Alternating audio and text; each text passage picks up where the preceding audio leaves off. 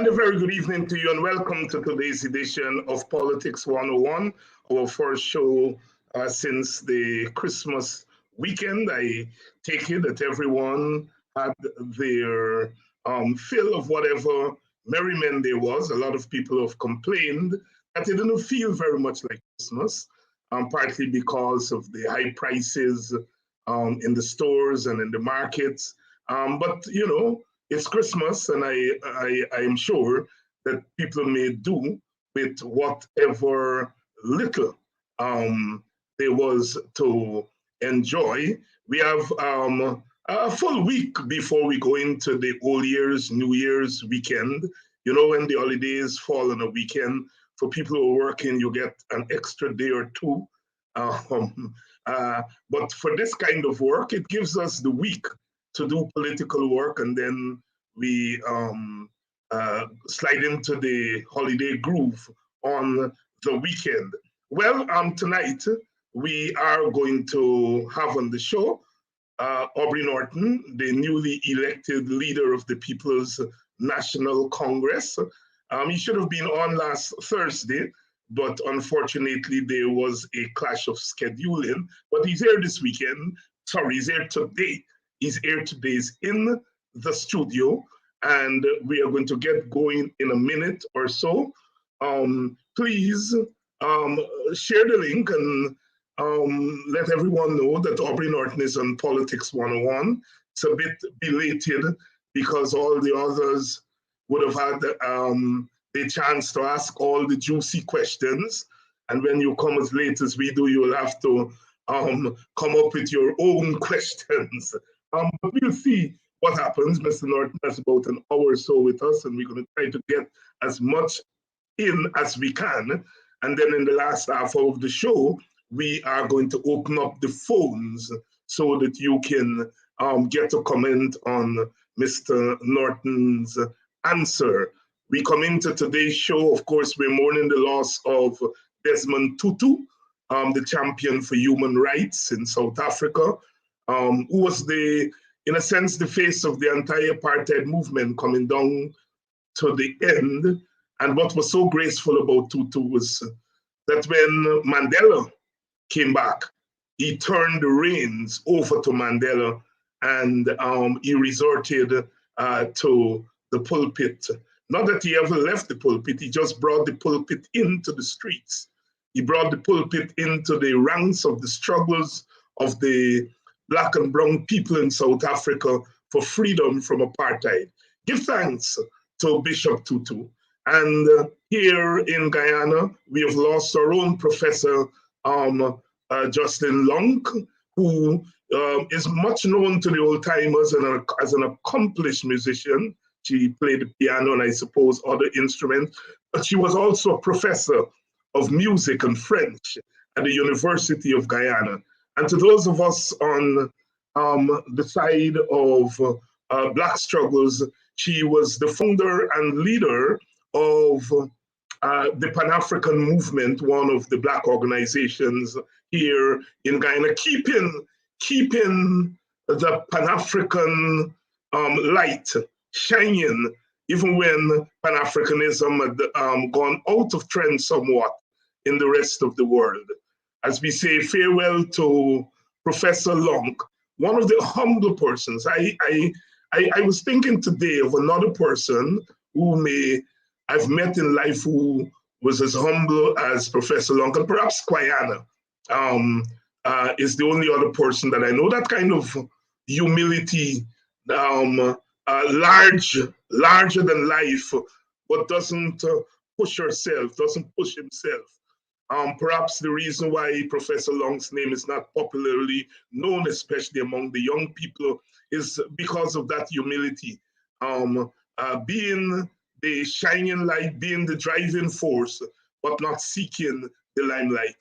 Again, our thanks for the life of Professor Long. Tomorrow night, I'm going to have a panel on Hamilton Green, Lincoln Lewis, and Dion Abrams, all of who worked closely with her. We're going to have them on to pay tribute to Professor Long. But tonight we're going to we are having Aubrey Norton on. Aubrey Norton, Mr. Norton, from the leader for the old timers, Mr. Leader for the formalists, and just the leader for the younger generation. Welcome to Politics 101. Good evening and thanks for having me. And a good evening to your viewing and listening audience. And of course, here in this program is where you announced your run for the leadership of the People's National Congress some months ago. And it's good to have you back. Let me ask you this general question. What has anything changed that now you're the leader? Just a week and a half ago, 2 weeks ago, you're an ordinary executive member. Now you're the leader. Has anything changed? I have not been able to assess it properly, but things must have changed. The very fact that you're a leader, the PNC is a party with a very good tradition, and the tendency in the party is to pay respect to the leader, etc. And so I think one can say that there has been changes. People relate to you differently. I am struggling assiduously to ensure people understand that I don't want to be a maximum leader. I want to be a leader that is among the people, discuss with the people, represent the people, and to maintain the simplest of life that I can maintain in this kind of a position. So there obviously will be changes, and there are changes that are occurring, but I will have to manage them. And one of the things you have to manage, of course, is the very thing that you mentioned there in your opening statement, and that is the question of the maximum leader. In perhaps your last interview that you did before election on Thursday night, before election on this program, you made the news by saying that the days of maximum leader are gone. You will not be a maximum leader. But one notes that you have all that it takes to be a maximum leader. One, you have a majority of your supporters on the executive. Two, you won by a landslide. My count shows that you won by 82%. And those are the things that are the kind of landing, taking off ground to maximum leaders. How do you intend to navigate that? Well, I first of all see it as having worked with our members in the party. Many of them knew me. They're comfortable with me. I've outlined a clear vision for the party. And I think a lot of the numbers had to do with the fact that I was able to resonate with the party and to actually reflect their thinking and their interests.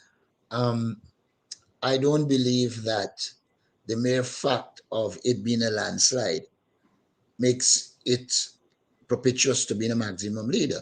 I think you have to want to be a maximum leader. But if you accept that there's a better approach, an approach in which you can discuss with people, um, hear their ideas, exchange ideas, and then arrive at a position that we have worked out, then you tend to be stronger, as strong as, and on some occasions stronger than a maximum leader. I mean, a lot of the help I'm getting, I think, is because people see me as accessible and they believe they can tell me where I'm going wrong and I will respond to them. So I don't think, I think you have to have a mindset to want to be a maximum leader. I have no intention of developing that mindset. I would like to be able to be an equal, though I am the leader of the party, and that people must feel free and recognize that all these people that take positions are normal human beings. Is when we try to push them outside of the normal, and treat them like super people, then we start to create in those very persons the wrong attitude. And so I don't intend to go there. I really hope that I can work with the members of the party, the supporters, and the Guyanese public generally, and we work out ways and means of dealing with the issues. For instance, I've been engaging people in the private sector that are not part of the private sector commission, and they continuously said to me they want me to represent their interests and not become like an agent of the private sector commission when in fact um, there's a wider private sector that needs to be more representative in the private sector bodies. So I have no intention of going down that road. Aubrey, before we go on to some policy issues, and of course, talk about the attitude of the government to you and your attitude to them, let's get a couple of thorny questions out of the way. And the first one you would imagine I want to ask has to do with the opposition leader who is not the leader of the party. I was pointing out on a program earlier today that it's nothing new in our English speaking Caribbean. In Antigua right now, the opposition party has one seat in parliament, so that person is the opposition leader, but the leader of the party is outside. So, in effect, what you do have are two opposition leaders. And as far as constitutional matters are concerned, one expects that the government will deal with the person who holds the constitutional office.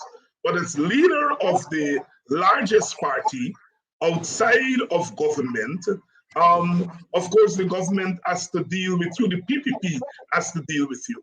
So here is my question. Are you comfortable with somebody else being the opposition leader in parliament while you operate as opposition leader outside of parliament? It's an issue I will raise at the level of the party's central executive. Like I said, I don't want to run out arbitrarily and make pronouncements on issues that I believe should be discussed with the leadership. At the personal level, I will push for some amount of change at the parliamentary level because there are a lot of young parliamentarians there that are doing well, but there is also scope for improvement.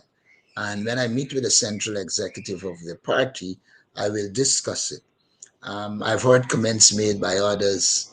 I've listened to them. But until I have discussed it thoroughly with the party leadership and we agree on how we move forward, then and only then I will make the public pronouncements on this question.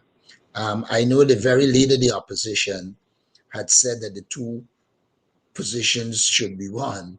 I notice he has backtracked and given explanation today, but I don't want to go down that road. I want to discuss it with the party and then we can move forward.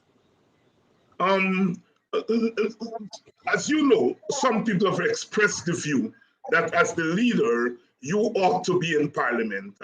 Given the fact that parliament, regardless of what happens there, is still a national body, you're still going to get covered when you are in parliament in a way that if you go to hold a meeting in Ithaca or in Port Moran, the press is not likely to follow you. But if you're in parliament, you're likely to follow. Do you have any general view on that formulation? I believe the press follows you based on what you deliver.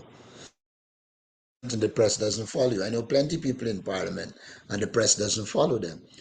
To me, it is not so much about first, you have got to establish that you're a leader and your utterances are utterances that people want to hear and believe are worthy of listening to.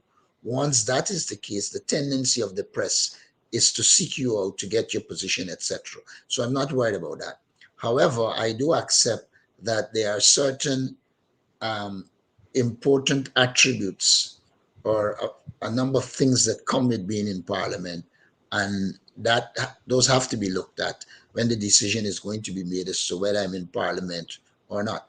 That is not to gainsay the fact that I always believe I had the ability to be in parliament, and so to me it's not a question of if I have the ability, is us making the decisions to ensure that we have the best group in parliament to represent us. And the focus will be on trying to ensure that we have the best group in parliament to represent first the PNCR and generally the APNUAFC coalition. Some of us have always argued that while in a majoritarian system, the opposition does not have much scope to maneuver in a parliament where the opposition is a minority. But we have also argued that given the nature of that parliament, you have to have a parliamentary agenda. And I want to ask, have you been thinking about a parliamentary agenda for the People's National Congress? Certainly that faction of the coalition. Yes. I think there have to be a parliamentary agenda. There are a number of issues that we have got to deal with. I mean, take procurement. We have got to put procurement on our agenda and to look at the laws, review them, and seek to initiate changes that will result in the empowerment of people. As presently structured, the procurement laws are structured in a way for those who have to have more, and those who don't have can end up being excluded. So we need a parliamentary agenda. And there are other areas in which we need a parliamentary agenda. There are many issues that this government would not want to touch that we would want to touch. And so that will have to become part of our parliamentary agenda. You know, there are a lot of issues that are emerging that will demand that the PNCR has a parliamentary agenda and the APNUFC coalition also, particularly in the area of reforming the law. I have said on the campaign trail that is my intention to set up a legal committee that will look at all of these issues and propose actions based on a parliamentary agenda. But I don't believe that we can restrict our political work to parliament. I heard Jack Dio in his normal, I don't even want to describe it, talking about if I believe I can get involved in street protests. I haven't mentioned anything but street protests. I've always been talking about political action. Street protests might be one of it, but I've always talked about political action. But I don't think, I hope he doesn't believe he can scare me. He has had a history of jailing people. There are many accusations that many people were murdered while he was president. And so I don't know if you think that will scare me. I cannot be scared by Jack Dio. And so I ignore his stupid comments as far as I'm concerned.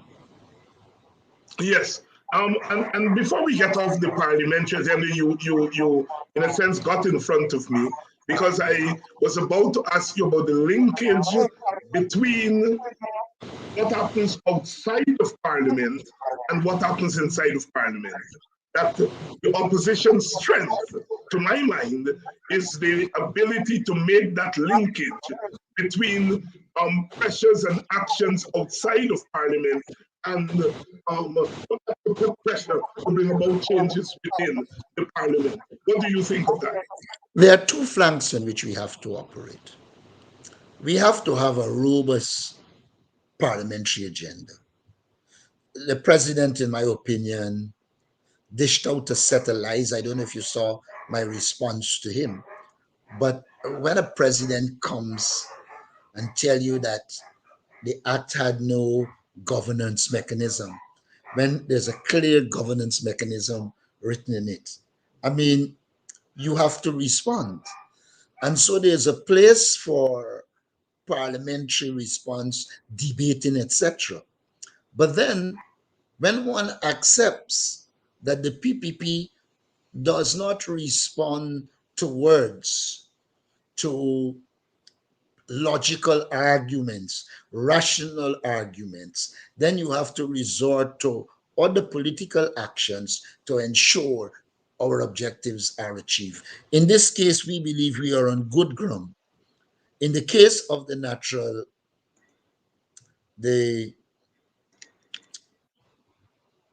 the fund, The the National Natural Resource Resource Fund, the Fund. Natural Resource Fund.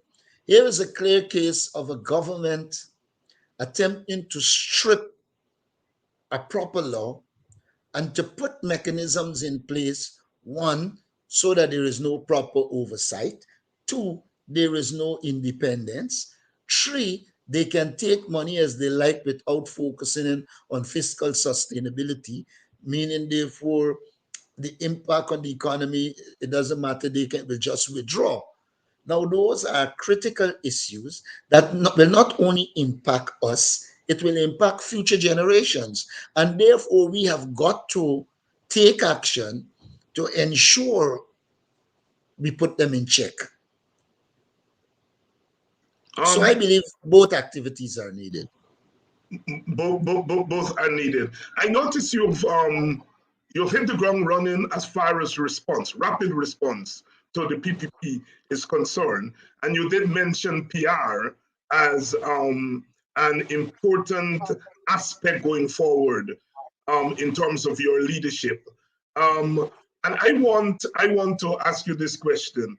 Do you think in addition to PR, we have to have you have to have your side has to have the kind of informed responses to the PPP?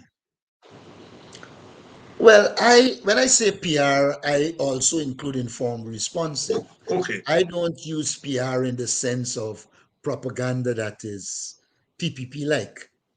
I believe public relations should be informed by fact. And that is why for me it is critical for me to have a larger resource pool that provides information in a timely fashion so that we could respond in a measured and profound way.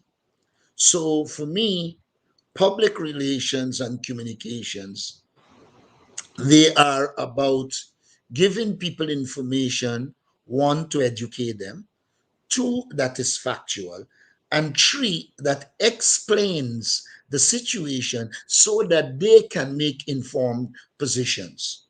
And so, what I've been doing is really seeking to explain the political situation so that the average man can understand. And for me, that is important, that is critical. And of course, let's go back to some internal party business, if I may. Have you been meeting and speaking with Mr. Harmon? We spoke this morning, but we have not yet had a formal session. We spoke more than once, but we have not had a real formal session in which we, in a structured way, address the issues that we have to have had more structured discussion with Dr. Richard Van West Charles, and that is moving ahead.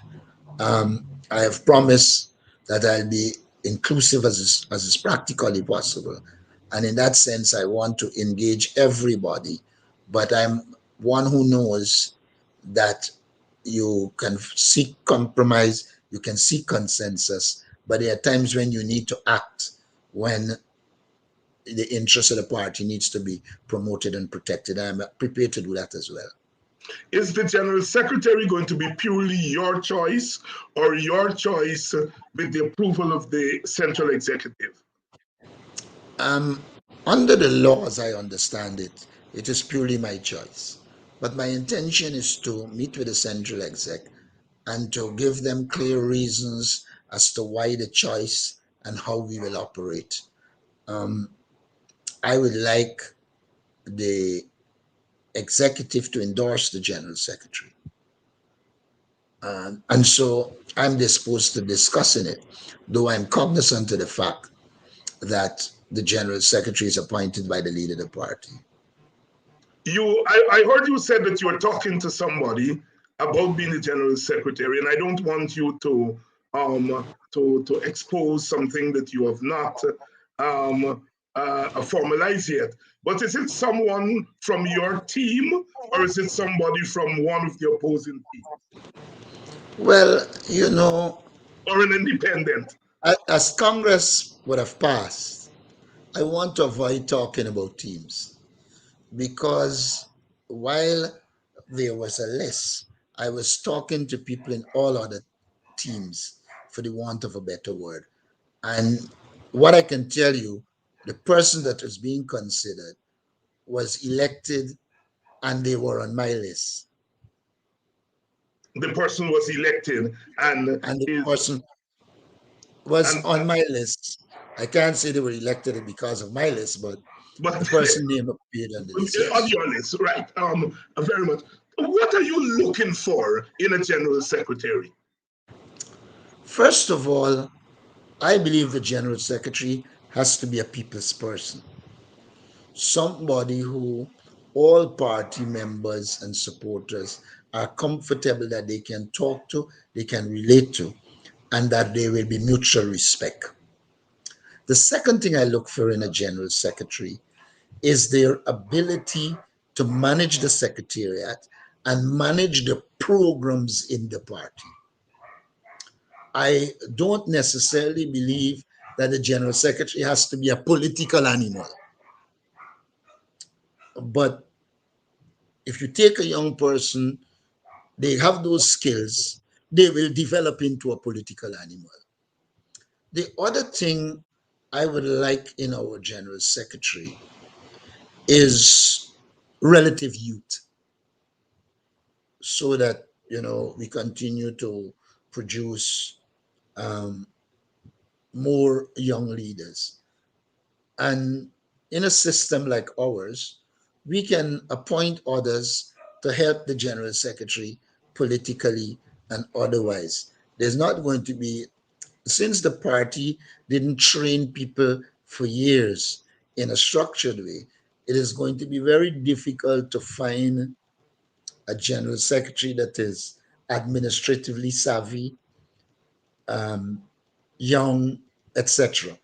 And so I'm looking at a general secretary that can really administer, manage the party secretariat affairs.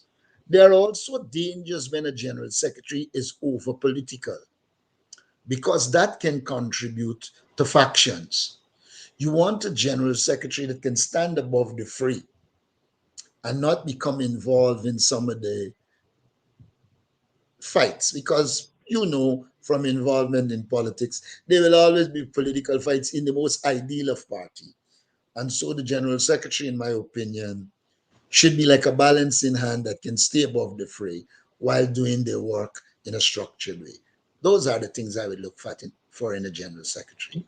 Give me your answer there. Can you say right now on this program we are likely to see a younger general secretary of the People's National Congress coming on? Yes, I think so. Thank you very much. I think so. Viewers out there, you can start perusing the list of people who were elected and look for a young person there. And you can figure the person out. I won't push Mr. Norton further to reveal them, but I think he has given us a lot here, enough to chew on as far as the General Secretary is concerned. Let's move away a little bit from the party now and go to some general issues. From my estimation, your election was not welcomed by the PPP for reasons that they have stated. And they have already, as soon as you were elected, made it very clear how they intend to deal with you. Mr. Jack Dio came out swinging. President Ali came out swinging. There are all kinds of things circulating on Facebook. Your supporters, both inside the party and outside the party, said the major reason they voted for you, from what I can gather, is that they wanted a leader to stand up to the PPP. First of all, are you prepared to stand up? And secondly, are you surprised that the PPP has gone out swinging at you in the way they have? I'm not at all. I'm not at all surprised. The People's Progressive Party has a modus operandi. They tend to, first of all, seek to influence what happens in other parties.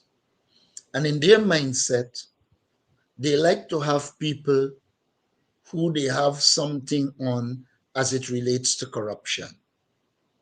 They like to have people that operate in circles that they have, that they can exercise influence and control over them. Unfortunately for them, Aubrey Norton doesn't offer them those two options. And so, as a natural sequel of that, clearly they are not comfortable with Aubrey Norton. And I'm glad they are not comfortable with me.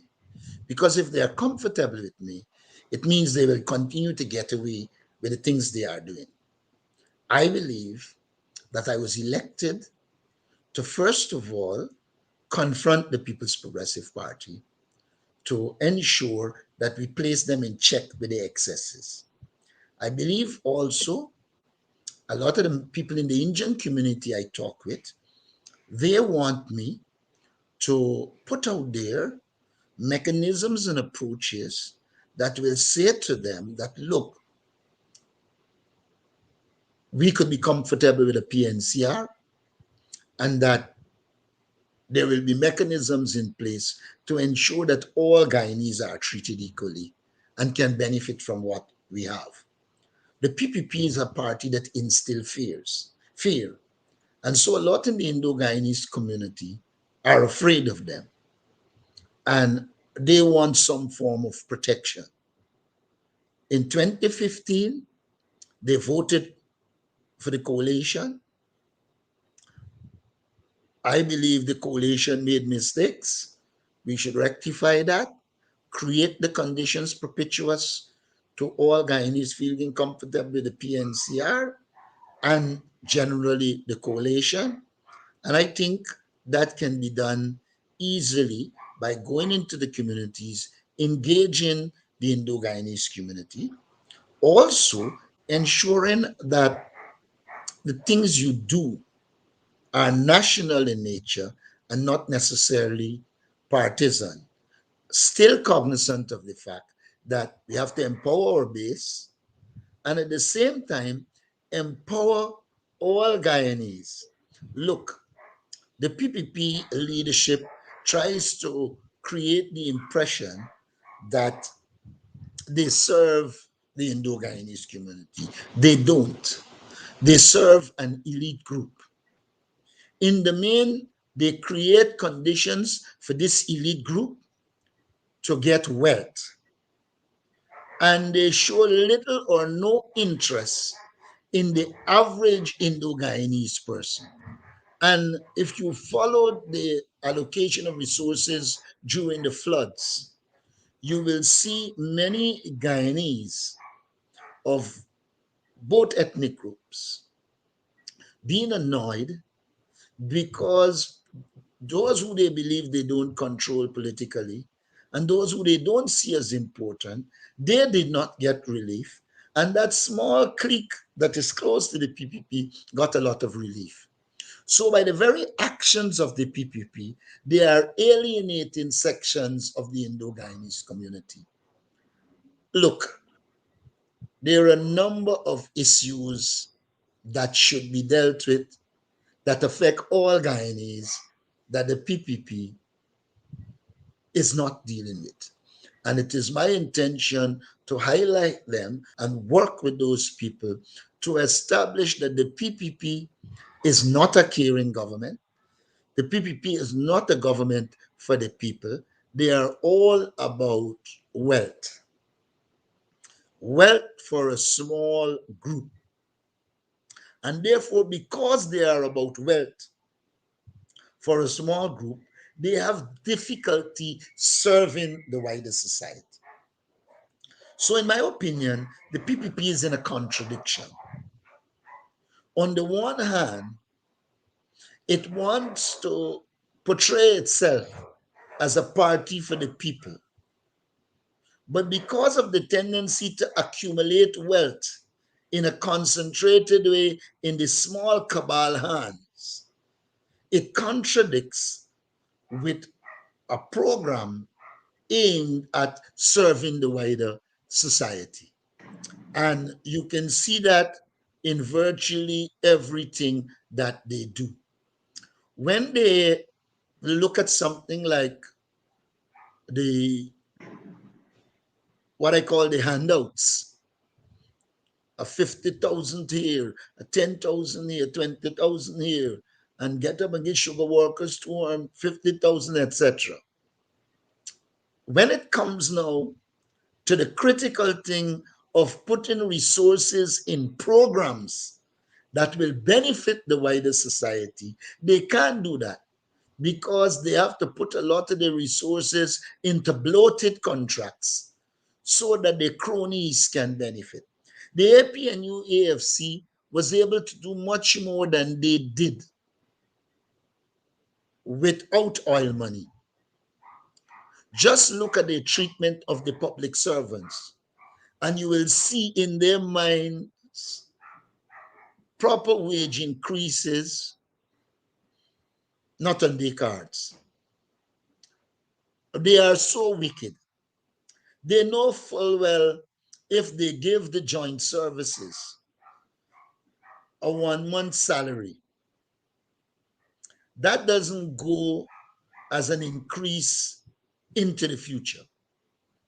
What that means is that the joint services, a lot of the people, when they retire, their salary would be low, and therefore their benefits will be extremely low. If, however, they were given wage increases and people contribution to NIS is going up, their general contribution is going up, then at the end of their service, they will have more resources to access. That kind of genuine development for our people, you cannot get from the People's Progressive Party. The very nature of the People's Progressive Party is funds for the boys at the expense of proper programs that will develop our people. And so I'm clear in my head as to where we have to go with these issues. We have to represent people and point out to them clearly, like we have been doing with this natural resource fund, showing them that they are not protecting the interests of the people. You had a broad-based committee that would have managed and controlled it. You breaking it down to a couple of people appointed by the natural resource minister and the president, when knowing full well that the PPP has no interest in professionals. So they're going to appoint their cronies, and it can be open field day on our resources. We have to stop that. Two questions. One, a lot of Indo-Guyanese, Indian Guyanese commentators close to the PPP, some not close to the PPP, some in the PPP, are giving you advice. And at the top of a list is that you must see crossover votes. Respond to that. Well, I have listened and read a lot of it. I assume that they're calling crossover votes those persons in the Indo-Guyanese and other communities that are not attached to the PPP, that are willing to vote for another party based on a proper program and plan. I agree with them. But winning the elections is not only about crossover votes. It also has to do with our work in our community to ensure we increase the percentage of people who don't vote and get them to vote. So there are a number of strategies. I'm speaking with a lot of persons in the Indo-Guyanese community. Many of them, particularly the small and middle-sized businessmen, they don't see themselves as getting anything from the party. And so they believe, some of them have said to me, with all of the errors made under the APNU AFC, they were able to govern in a much fairer way. And there are a lot of Indo-Guyanese who believe that the PPP's approach to governance is itself going to lead to conflict. Because as they marginalize and discriminate, they create ethnic tension. And a lot of Guyanese don't want that. So they are seeking a passage to a new government without these tensions that are created by the PPP. And that I have noted and will work on. But I listen to the advice. I read a lot of what is being said. I will be responsive to it. But as a party, we have to have a clear strategy outside of that and inclusive of that to win the next election. And that is what Yes, I'll focus and on. you may have partly answered my follow-up question, which I'm going to ask anyway. You know, as you went around on the campaign trail, that one of the sore issues with the support base of the PNC and the opposition was the feeling among that support base that the party in recent years have neglected them in search of that crossover vote. And I'm not asking you here for tactics and strategy and program. I just want to know from you, are you going to deal with that issue as a leader? Yes, look, any political party that is sensible will recognize you come to power based on your base. You come to power based on your crossover votes. And therefore, both sides are important. And what I will do is to develop a program and approach that allows our base to benefit and feel empowered and be empowered, while at the same time governing in a way that others who might not be in your base are comfortable that you are going to be fair and that they will have a stake in the national cake. In fact, that is the big problem of the People's Progressive Party. They govern as if they alone matter. I heard Irfan Ali today saying that they were elected by 200 something thousand people. I mean, the numbers are questionable because I don't believe that they actually won an election. But let's take that as true. Let's say you were elected by these people. So these people didn't elect us. All of us are elected. And we have as much as a say because there is no wide gap between the government and the opposition. If we were as corrupt as the PPP, we could pay probably one or two people and get a no confidence motion. So the balance is virtually there. But I cannot understand why Irfan Ali follows Jack Deo with that garbage. Then there is another thing that they are saying that is superlatively ridiculous if there's something like that. I heard Jacques Deo saying civil society wasn't elected and started to suggest that because they weren't elected, they shouldn't have a say. But at the same time, we are elected and you don't believe we should have a say. So the chap is selective in these things. And then what is worse?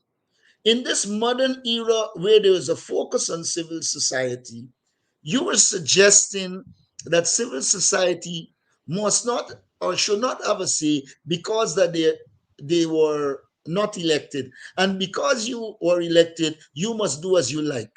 Well, it's a manifestation of the dictatorial nature of the PPP. And I think they do not draw a distinction between government and governance. Government is the apparatus for governing, which they are in charge of, but they are obligated to practice good governance. And they don't do that. They operate as if they are the only people that matter, and his utterances on civil society carries it right down the road of dictatorship.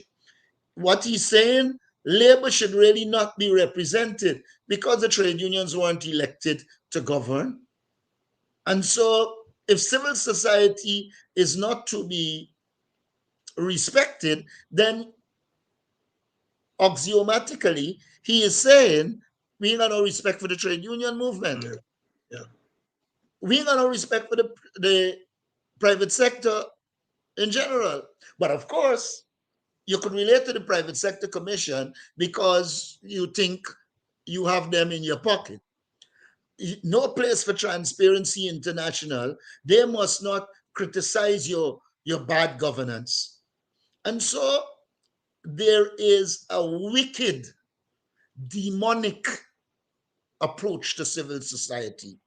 And I say it is not likely.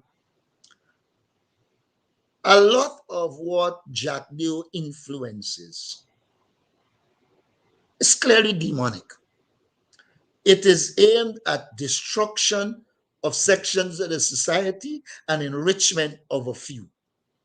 And so I can understand why the PPP will be uncomfortable with me.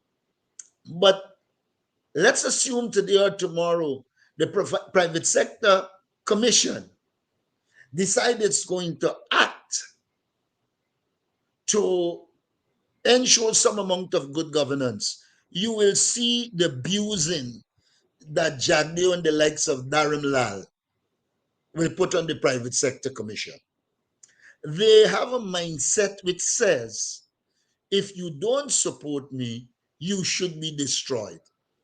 And that is what is extremely bad about the People's Progressive Party while it is influenced by Bharat Jagdeo. He has no interest in good governance. He has no interest in representing the wider society. He is all about self. Look, this is a man who said he had no interest. He served as president. He done with that. But every attempt to ensure that he get his hand back on power, he did. So you can't trust his words. He has made himself the president of Guyana without being the president. And when you see somebody does that, you know that is somebody who is obsessed with power and who is prepared to say one thing and do another thing. And let's assume he had good intentions. He could have contributed to the election of Irfan Ali, but allow him and others to run the country. But no, he has to be omnipresent. And so that is the reality we face, and we have to deal with it, and we'll deal with it. What do you make? Let's stay on this for a minute. What do you make of persons like Lennox Schumann? I noticed recently Glenn Lal coming in for tongue lashings and ridicule from the PPP ministers. Yet these were persons, in the case of Lal's paper, in the case of Schumann, his party, stood on the side of the PPP during that 5 months when there was clearly an impasse in the election. And now they are criticizing the PPP, but are coming in for tongue lashing. What do you make of that? Well, I would separate the persons. I wouldn't put Glenn Lal in the same analysis with. Right, that's why I said through his paper rather than him, right? I think this is my personal view, not a party position. I believe that Glenn Lal really wanted to see some form of good governance. It might have personal elements as well, because a lot of people fall out with Jagdeo. And I think that at that time, they felt, okay, let me stand up on their side. And that we will have a new dispensation. Remember, they were promising to be different. But as they now face the reality that they are not different, they are returning to the opposite side. Now, Schumann, in my opinion, went into the parliamentary process. It does appear from some of his utterances that he felt he could have made changes and contribute. But as he recognized that the PPP is a closed institution that doesn't intend to share power or anything with anybody else, even the basic proposals that he was making, they rejected. I think also he has his constituency to deal with, people who elected him. And as he went back to them, many of them felt that he wasn't doing them a service by being chummy with the PPP. And so I think he begins to move away, and we'll see where it goes.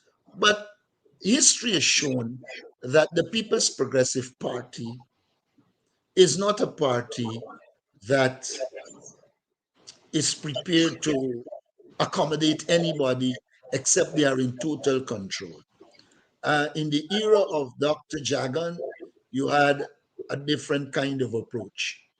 But from the time Barajak Deo placed his hands on the PPP, it lost ideological direction. Like I said, it became a party of hustlers. And so it is not guided by a philosophy of serving people. It is guided by personal aggrandizement. And that's where the problem lies, in my opinion. Is it true that you're in talks with Truman about coming I over didn't, for you? I didn't hear that. Is it true that you are in talks with Lennox Schumann? I don't know what you mean by talks. Schumann and I exchange messages, but I don't know that we have had any talks Nothing formal that I know of. that you know of. And I assume if I am involved, I should know. You should. But it's in the nature of the rumor mill to say Right, that. But that doesn't mean I am not disposed to engage in Schumann. right. I believe in politics. You engage everybody as much as is possible, but you have to know your interests and you have to know what you need to do to be able to serve your people. And so I see Schumann as no different a person. He's another person, a political. The same thing I would say for Anog. I would say for all of them, I am prepared to engage you and to outline to you that we have a better approach. And you might be better off working with us than working with the dictatorial PPP. Aubrey, you're a party man through and through. There's no doubt about that. I've known you now very closely for over 2 decades, and I know that you're a committed party person. I also know that 2 decades or so ago, you were in the forefront of pushing for shared government, what we now call shared governance, in which the party committed itself to at its 2002 biannual Congress, the last one that Mr. White presided over. I also know that you saw the APNU first and then the APNU AFC as a step in that direction. Are you still committed, first of all, to coalition politics, and second, ultimately, to shared governance? I am committed to coalition politics. I believe it is useful, but we have to manage the coalition properly. I believe in the long term, Guyana has to move towards some form of shared governance. I know it will be difficult right now because the things the PPP is doing to our support base are pushing them further away from wanting anything to do with the PPP.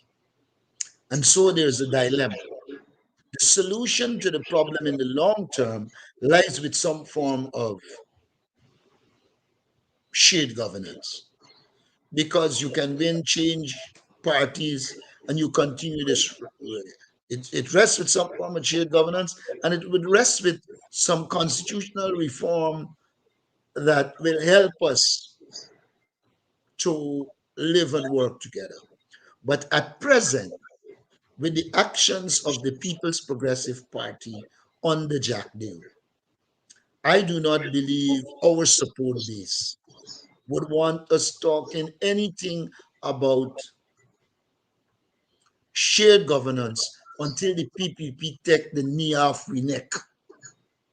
And so, while ideally, philosophically, and academically, I've always been in the corner of shared governance, I'm a politician who has to live with the reality.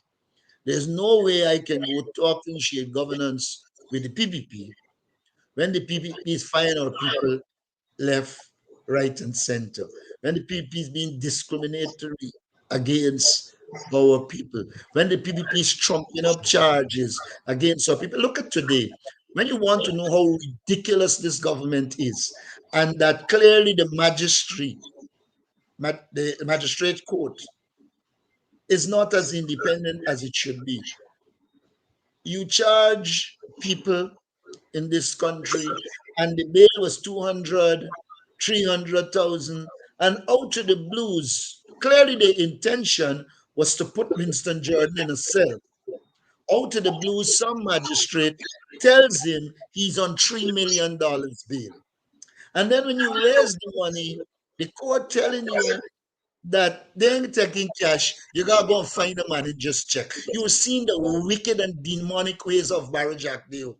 I have no apologies for saying it. You are seeing the wicked and demonic ways. Clearly, he wanted to send a signal about Winston Jordan for putting those checks and balances in place, which they abhor, and they put the bail at a level which they hope, because the knowing thief, like their regime is accustomed to doing, they knew there's a high probability that he might not be able to raise $3 million. And so they put it at $3 million with the hope that they can imprison him. And so when I say Jack Doe is a demon, I have analyzed these situations, and that is how he's behaving. I do not believe that a magistrate on his or her own, on a flimsy charge like malfeasance in public office, will put a Guyanese citizen on $3 million bail. And if you listen to Dharam Lal and backed by Jack Deo, they believe that they do not believe in the independence of the judiciary. They believe that they should determine what magistrates do, what judges do, and therefore we are really at a bad place because they don't believe in democracy. Jack Deo came out and actually supported Dharam Lal's attack on the judges. And yes, he did. He My did goodness. Yes, I saw the comments. And then just after he did that, a magistrate tells Winston Jordan, you're on $3 million bail. Aubrey Norton, newly elected leader of the People's National Congress. Aubrey, have you met with any of the opposition parties yet? No, I have not. I've signaled to them that I will meet, but I have not. I am in the party leadership position a few days, if you take into consideration the holidays.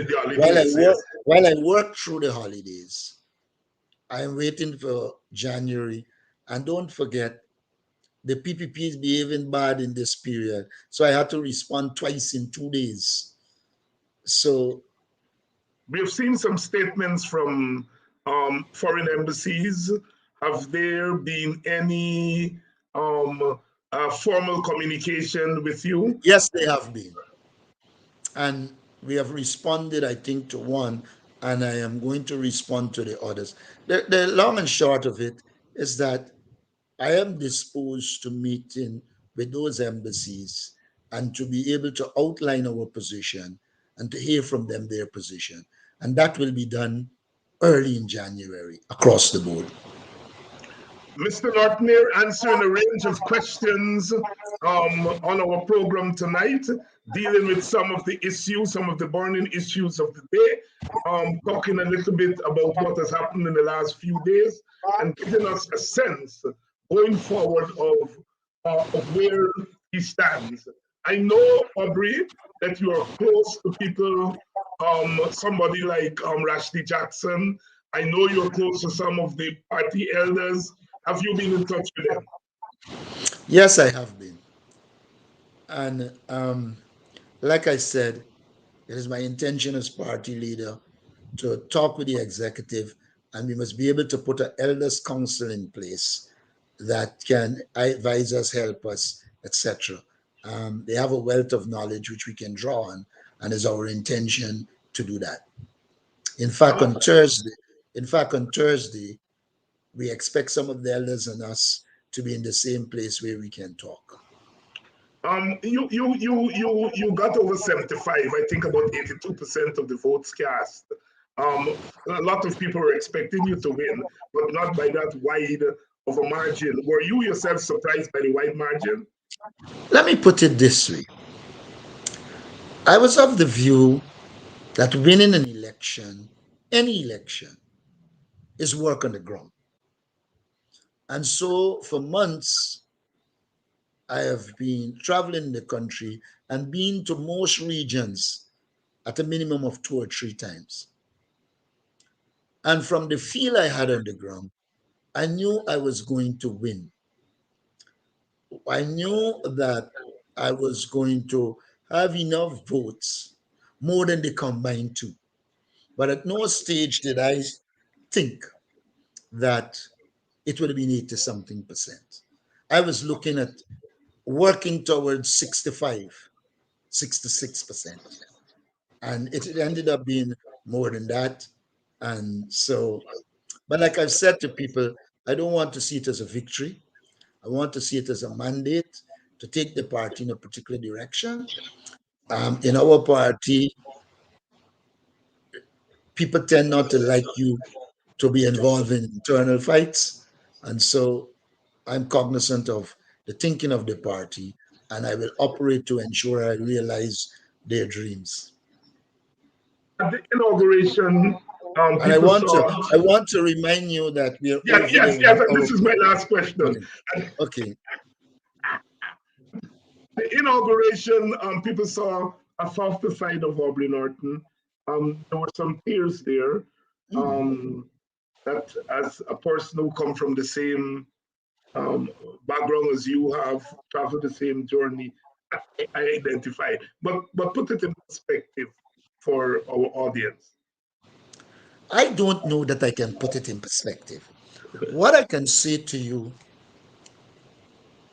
Vincent Alexander and I came up in politics together. Yeah, And for me, it was more than me. I teach when I taught at the university, I used to say, you can understand. I need to teach you to understand, but to teach you to explain is harder. I don't think I can explain it. I think it is more emotional and natural than something that I can explain. So that's reality. But I do know that it had to do with the struggles we are involved in, and that here we were after a song election that established that our party is democratic. yeah, yeah. And as I put it on another program, coming as a young poor boy from Linden, traveling the journey for almost 5 decades, serving your party, being kept on the sidelines by forces that were so socially embedded in our society that saw leadership in a certain terms.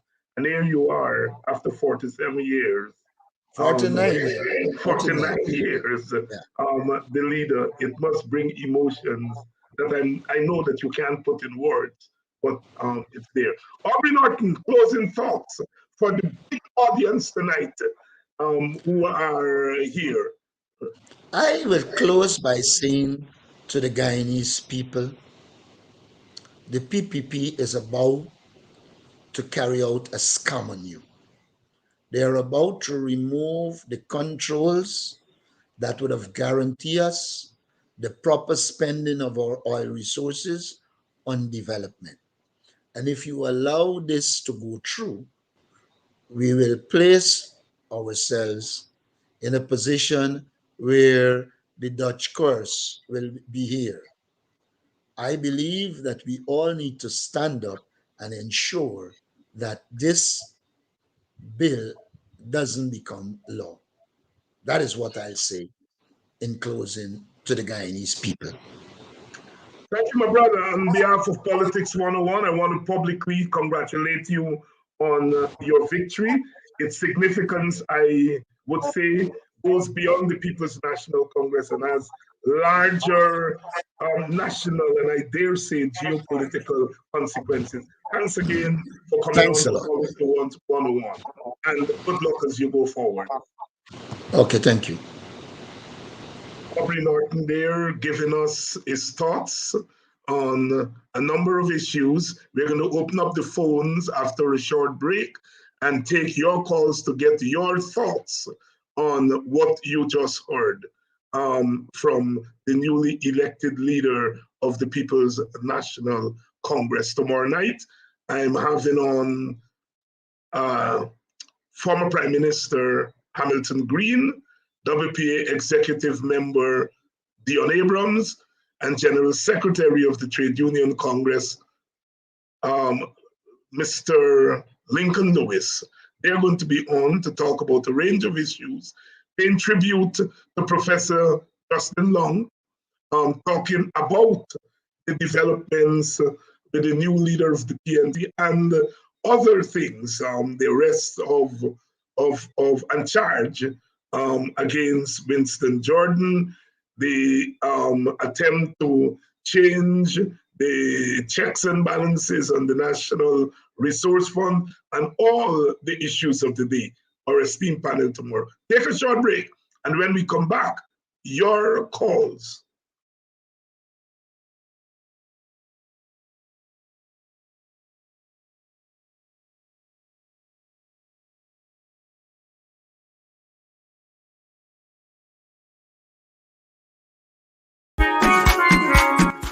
Please help keep Politics 101 on social media and broadcast television. If you are in North America, please donate via Cash App or PayPal. If you are in Guyana and the Caribbean and don't have access to Cash App and PayPal, email your pledge to dhines6106@aol.com and we will direct you how to get your donation to us. Thank you in advance for your donation.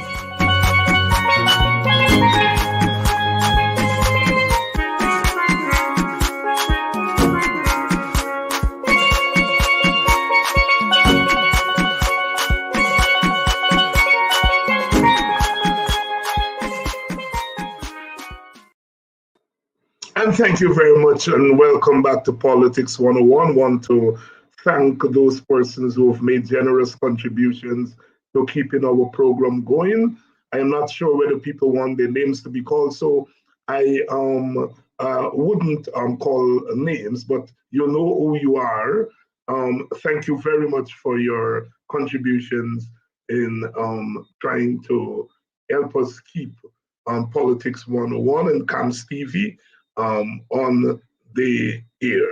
So we're going to open the phones now to get your thoughts on what you just heard, 604-9722.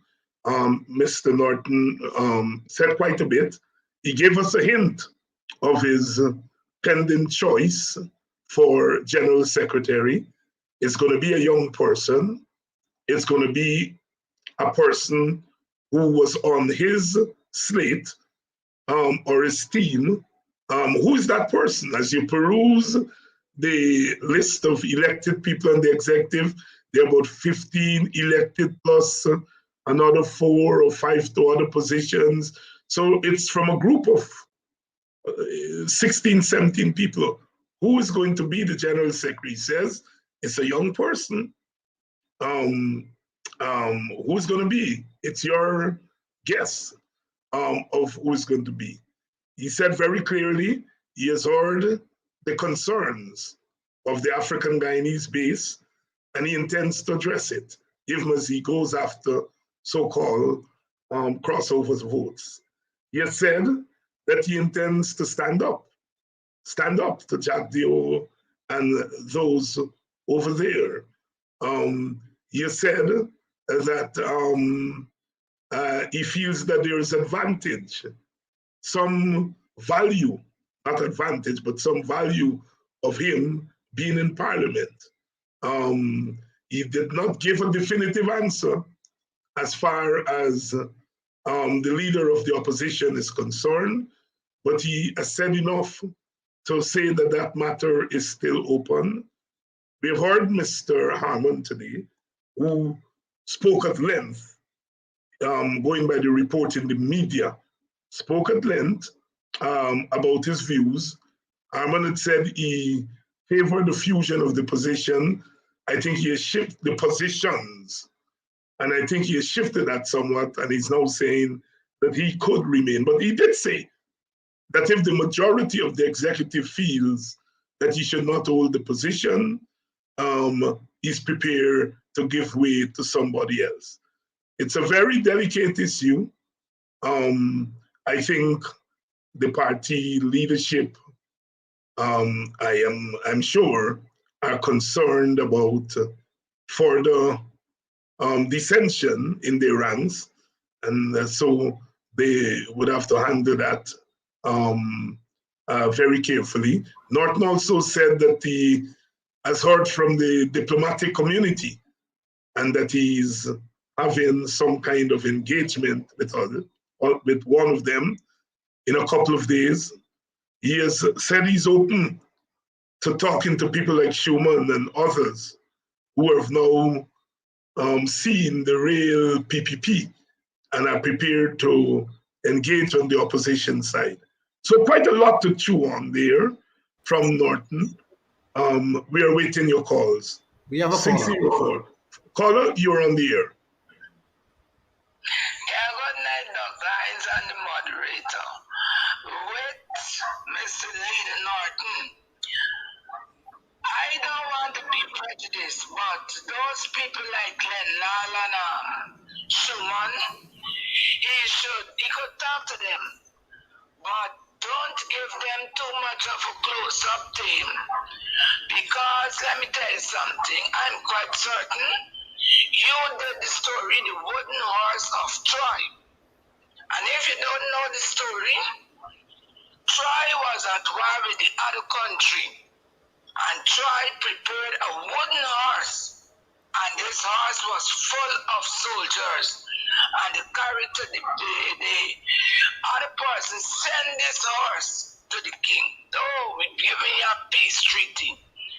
And as the king put the own people to wheel the horse in the center of the city, those days you had a gate around the city and a fence.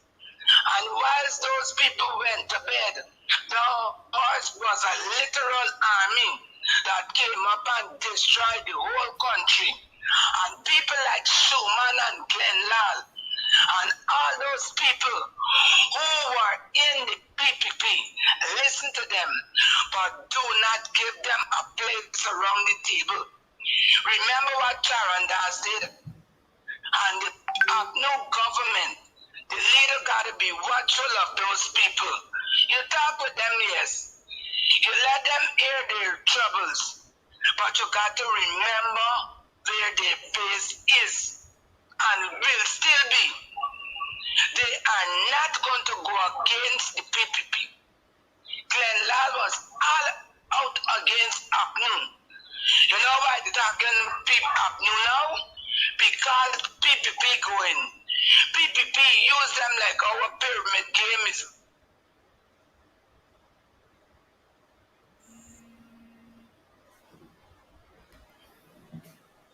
All right, we seem to have lost that caller there.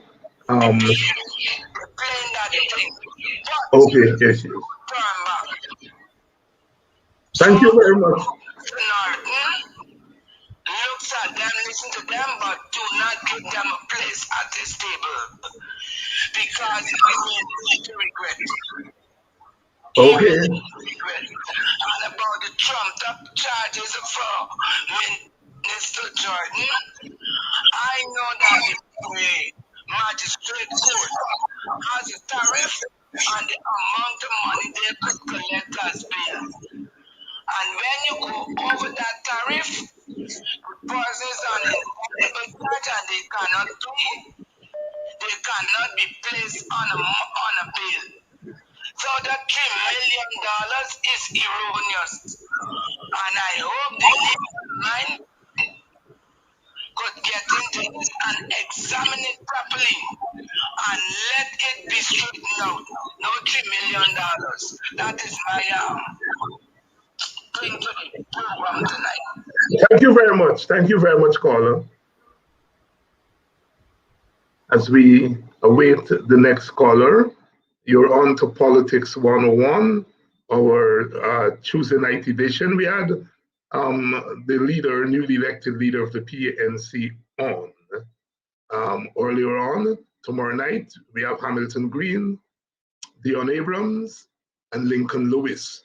And then on Thursday night, we are going to have the chairman, the new elected young chairman. I showed my hand where Sherwin Older was concerned. I was impressed with him when he appeared on this program a couple of times. And he's now the leader-elect, the chairman-elect. And so he will be on. I understand that the elected vice chairman and the elected chairperson. So I think there are three of them because there was a tie. But we're going to have some combination of them on. But the chairman is going to be on, and we are going to have the others on also. You will see the advertisement. Is there another caller yet? No? We have quite a packed couple of days tomorrow and on Thursday. Please ensure that you spread the word. Is there any calls there coming through, Mr. Operator? I don't think there are any calls coming through. If there is not another call coming through, we're seeing lots of comments in the comments section. Mr. Hammond is dishonest. He should do the honorable thing and resign his seat in Parliament by his own words. And one of the main points of his campaign for party leader was that the party leader and the leader of the opposition should be the same person. He seems to have changed his mind. We have a caller. Caller, you're on the air.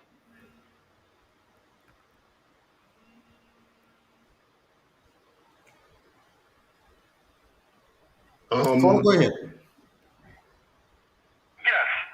Hi. I'd like to find out, Mr. Hines, I would like to find out if there's any protest, like tomorrow with that bill, because I think that the PNP is still going ahead. I don't think that there's anything there stopping them. Is there any protest? Not that I have heard of, but we'll see as the days go by. There are lots of opposition energy around it. There a few organizations have called on them to postpone passing the bill tomorrow. So there seem to be a lot of resistance going. Whether that will lead to protests, I don't know. But what do you think? Do you think there should be protests? Yes, I think they should have a protest. There's nothing there politically or from the opposition that could get the attention of the government. I think the government only will listen to two places: the international area and the citizens them. Only two places that fear that the PPP is the PPP fear. They are confrontational. Their attitude, their behavior, everything is confrontational. There's no reason, there's no bargaining, there's nothing there that you could get the PPP to come to the table with. You'll have to force them. And that is the only mechanism that I could see that or option there that Guyana have to put the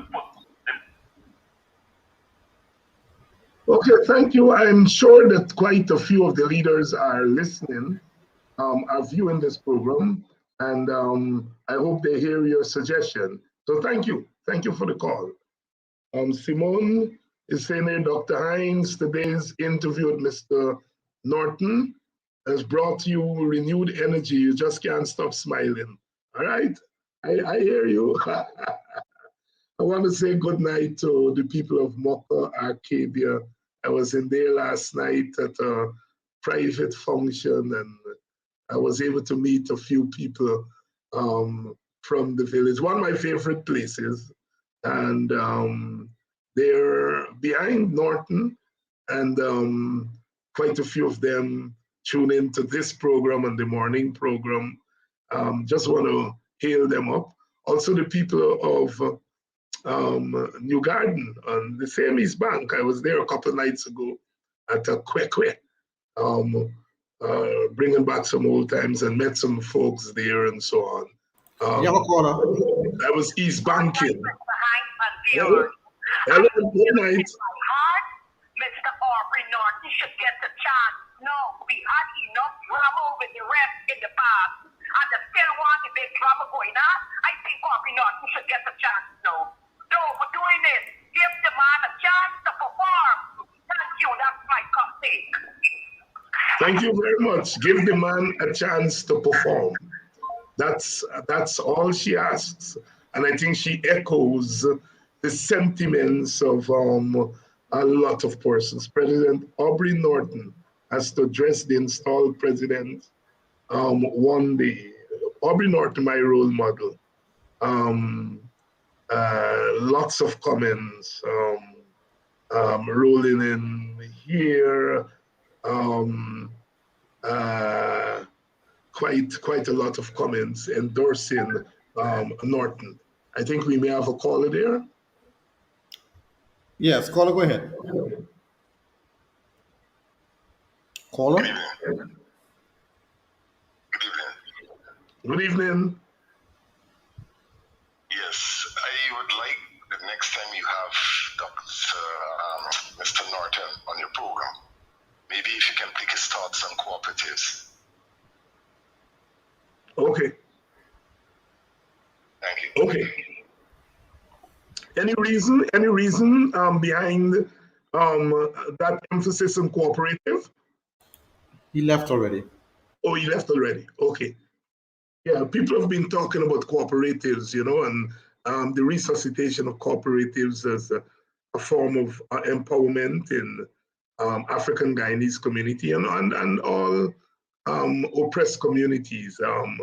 The coming together, the bringing together. After all, we're a cooperative republic, and the cooperatives are extremely important. I remember, caller, you're on the air. Yes, good night. Season's greetings to you, Dr. Hines, and to all the listeners. And also congratulations to Mr. Norton for his win.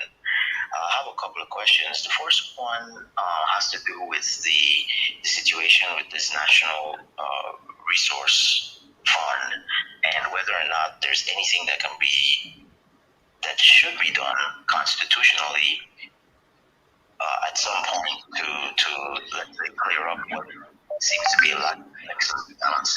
That's the first question. Constitutionally, there is not much can be done as far as Parliament is concerned, because the government will lose its majority. But I think it is something that can be tested in the courts. Whether in fact the government has acted constitutionally in tearing down the checks and balances on such an important aspect of our new dispensation. I would test it in court. I would test the constitutionality of the government's removal of checks and balances by a wide array of civil society and national organizations, and replacing it by putting power in the hands of the president. I would think that constitutionally it should be tested in court. Yeah, okay, good. And also, I think if enough pressure is brought to bear outside of Parliament, meaning among organizations, with the possible street protest. Somebody saying that Glen Lal has a street protest tomorrow at 10 o'clock. I don't know how true it is. I've not heard of it. So I don't want to advertise something that may not be true. But the person says here it was said on Mark Benchup's show today. So I know Mark may be having a show tonight. So you all can verify it on Mark's show. If that is true, then there's a protest tomorrow. Like I said, I've not had confirmation. So I don't want people to show up for any protest that may not be true. But the person says here that Mark announced it on his show, so you all can seek some verification from Mark Benchup later on tonight on his program. We have a caller. Come through, caller. Dr. Hines. Good evening. Concerning the same protest action tomorrow against the proposed bill. And yes, I saw on Mark's show earlier that there is a protest. I think he's going to be there. But apart from him, everybody should be there at the Town Conference Center.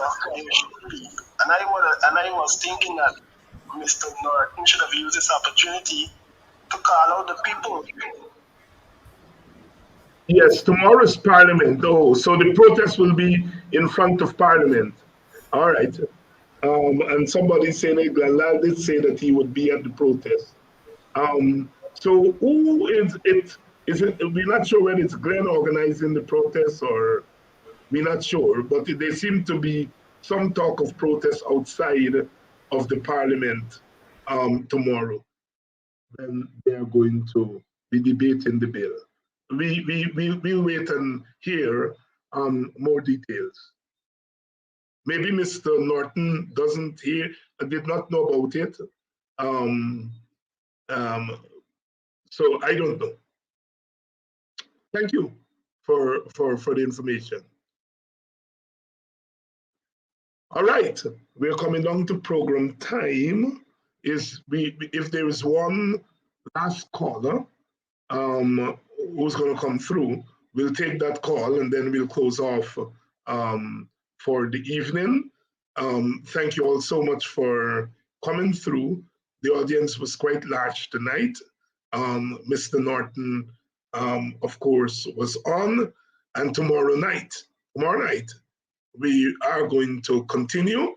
We're going to have Hamilton Green, former Prime Minister, Lincoln Lewis, and Dion Abrams. So make sure you tune in tomorrow night, same time, same place. And be safe out there. It's the holidays and the roads are wet in Guyana, and people drive so wild on the road. But take it easy, because we want to live for the victory when it comes. Until tomorrow evening, David Hines saying thank you. Thank you for tuning in to another edition of Politics 101, and see you tomorrow night. Thanks to my moderator, Andrew Weeks, the man at the controls. Tomorrow night, we'll see you. Please help keep Politics 101 on social media and broadcast television. If you are in North America, please donate via Cash App or PayPal. If you are in Guyana and the Caribbean and don't have access to Cash App and PayPal, email your pledge to dhines6106@aol.com and we will direct you how to get your donation to us. Thank you in advance for your donation.